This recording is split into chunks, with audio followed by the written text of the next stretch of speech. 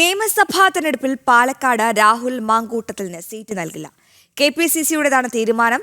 ജില്ലയിൽ നിന്നുള്ള നേതാവിനെ പരിഗണിക്കണമെന്ന് ജില്ലാ കോൺഗ്രസ് കമ്മിറ്റിയും ആവശ്യപ്പെട്ടു. കോൺഗ്രസിൽ നിയമസഭാ തെരഞ്ഞെടുപ്പ് ചർച്ചകൾ പുരോഗമിക്കുമ്പോൾ പാലക്കാട് മണ്ഡലത്തിൽ രാഹുൽ മാങ്കൂട്ടത്തിന് ഇനി സീറ്റ് നൽകേണ്ട എന്നാണ് KPCCയുടെ തീരുമാനം.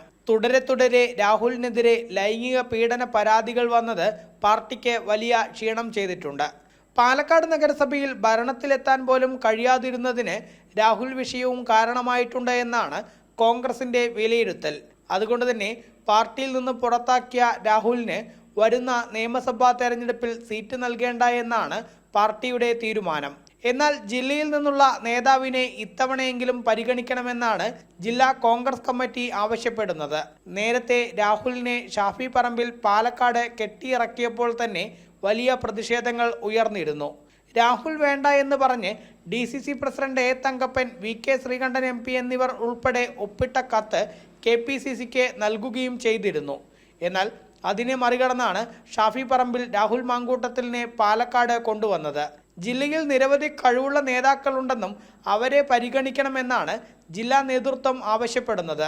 DCC പ്രസിഡന്റ് A തങ്കപ്പന്റെ പേരാണ് KC വേണുഗോപാൽ പക്ഷം പ്രധാനമായും ഉയർത്തിക്കാണിക്കുന്നത്.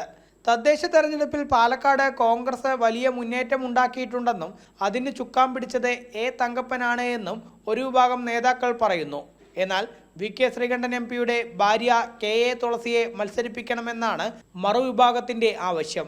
ഈ രണ്ട് പേരുകൾക്കുമപ്പുറം യുവാക്കളെ പരിഗണിക്കണമെന്നും ഒരു വിഭാഗം നേതാക്കൾ ആവശ്യപ്പെടുന്നുണ്ട്. അടുത്തിടെ BJPയിൽ നിന്ന് കോൺഗ്രസിലേക്ക് പോയ സന്ദീപ് വാര്യരുടെ പേരാണ് അതിൽ ഒന്ന്.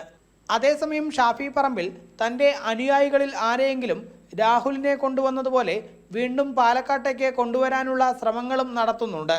ഏതായാലും പാലക്കാട്ടെ സീറ്റിനായി വരും ദിവസങ്ങളിൽ കോൺഗ്രസിൽ പിടിവലികൾ ശക്തമാവാനാണ് സാധ്യത. ജനം, പാലക്കാട്.